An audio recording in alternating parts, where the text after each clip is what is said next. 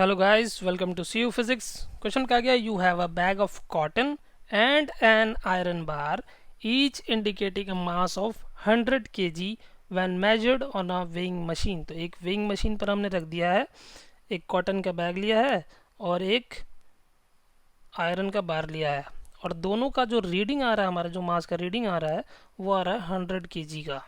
हमें बताना है कि इन दोनों में से रियलिटी में इन दोनों में से हैवियर कौन है, और हमें बताना है कि दोनों में से हैवियर कौन है और क्यों है। चलिए देखते हैं। सेम मास के लिए, मतलब 100 kg है, सेम मास के लिए अगर आप लोगे तो कॉटन का जो वॉल्यूम है, volume of cotton will be greater than the volume of iron. भाई आयरन, अगर 100 किलो आयरन लेते हो आप तो एक वो ब्लॉक सा बन जाएगा, एक बड़ा सा ब्लॉक रहेगा। अगर 100 किलो कॉटन लेते हो तो आप उसमें मेरे ख्याल से पूरी ट्रक भी भर सकते हो, एक पूरा ट्रक की ट्रॉली भर के भी उतना सारा कॉटन उसमें हो जाएगा।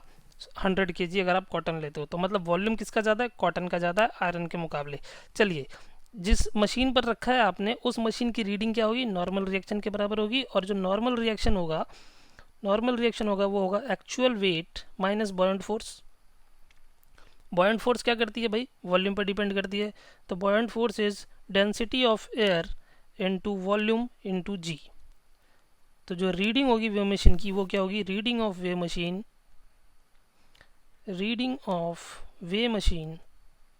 वेट मशीन कह लो इसे, वेट मशीन। अगर ये केजी में रीडिंग दे रही है मतलब ये एन बाई जी की वैल्यू बता रहा है, और एन बाई जी की वैल्यू निकालोगे तो आ जाएगा m minus rho air into v. तो यहाँ से एक्चुअल मास कितना आ जाएगा? एक्चुअल मास इज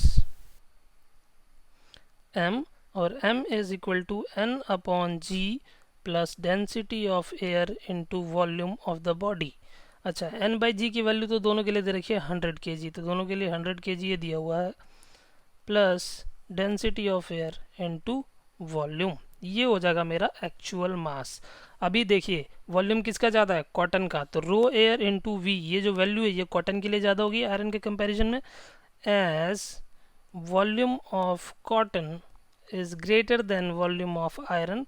भाई जितना ज़्यादा वॉल्यूम होगा उतना ज़्यादा ही बॉयंट फोर्स उसके ऊपर लगेगा एयर की वजह से, क्योंकि एयर फ्लूइड है और फ्लूइड में रखा गया है ये, तो एयर उसके ऊपर बॉयंट फोर्स लगा रही है। आयरन पे भी लगा रही है, कॉटन पे भी लगा रही है, पर ज़्यादा किस पे लगा रही है? जिसका वॉल्यूम ज़्यादा है। तो कॉटन का अगर ज़्यादा है तो फिर क्या हो जाएगा? Rho air into we cotton is greater than rho air into V iron. भाई डेंसिटी ऑफ एयर तो दोनों के लिए सेम है, वॉल्यूम ज़्यादा है कॉटन का, तो इसलिए ये वैल्यू हो जाएगी ज़्यादा, rho air into we cotton के लिए ज़्यादा होगी। तो actual mass is, so actual mass m is greater for cotton, as compare to iron. Clear है? तो अब एंजॉय करो। चैनल के कंटेंट को बेटर यूटिलाइज करने के लिए सभी वीडियोस को आप प्लेलिस्ट मोड में देखिए।